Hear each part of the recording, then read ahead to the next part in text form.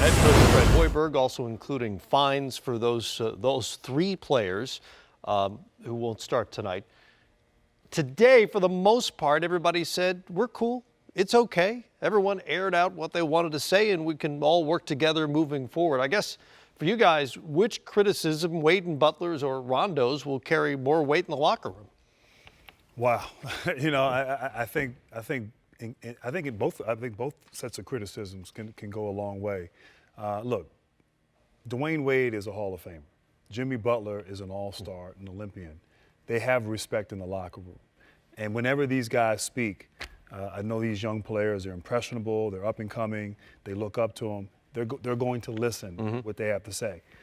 Now the problem, I believe, is sort of airing your dirty laundry. You have these discussions internally, you have team meetings, player-only meetings, very common, where you can be honest, you can lash out, you can get everybody's perspective, and hopefully sometimes that can be a healthy and productive experience, and you can move forward. Now, going publicly, whether it's Jimmy Butler and Wade, or going public with social media, as you said, with Rondo, it's a lot of back and forth, which just causes a lot of uncertainty. But I heard they did have a team meeting today, and maybe that contributed to everybody's sort of this kumbaya moment now. Everything is good, everything's healthy, but we'll see. We'll see as they go out tonight and also the rest of the season. Not are they going to win a lot of games. I think they are who they are.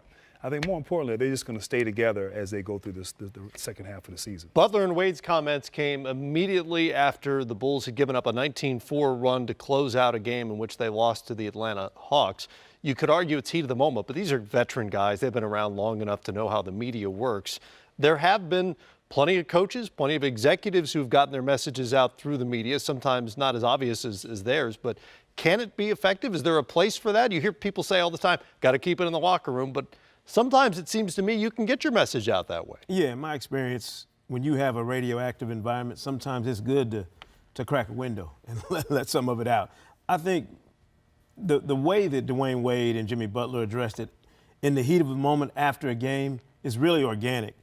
Rondo's reaction was much more calculated and much more pointed, if you ask me. I think his was a statement not only about the reaction to what these other two guys said, but maybe about something that's been going on in that locker room all season long. The Bulls are admittedly, in a transition from one era to the next.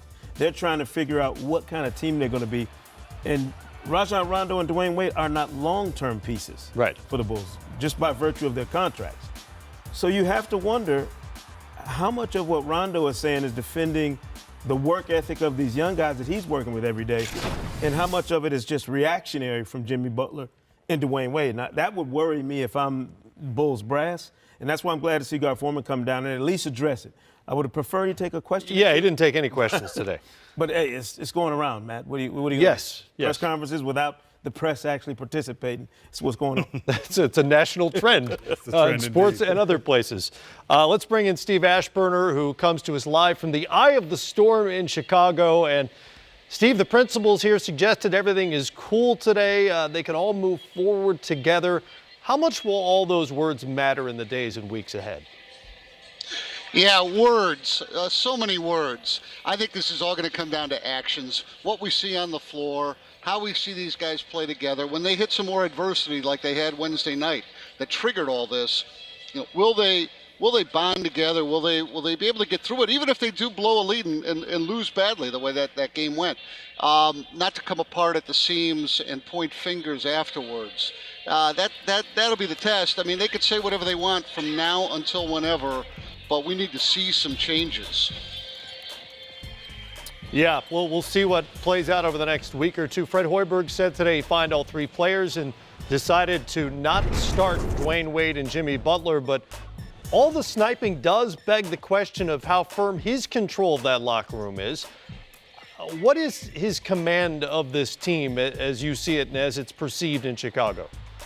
Well, I think it's precarious, and that was sort of thrown into the spotlight again after shoot-around this morning, because Dwayne Wade was asked that question, and rather than give, even if it was just a obligatory, oh no, we're all behind Fred. Fred's doing a fine job, whether you believe it or not. What Dwayne Wade said was, well, you better go ask Fred. Yeah. Well, that doesn't help things either. So, no, I think that Fred's situation is still very much the subject of speculation. Let's put it there. It was about a month ago that he was said to be on a hot seat, and that's when he first removed Rondo from the starting lineup. By the way, there are people here that consider this to be a victory for Rondo because his role for tonight's game doesn't change. He'll come off the bench as usual, while Dwayne Wade and Jimmy Butler, they're out of the starting lineup. So that looks like somehow Rondo didn't pay quite the same price, even though all three got fined. And Rondo hasn't had many victories in terms of his behavior and his interactions with the Bulls as a franchise since he arrived.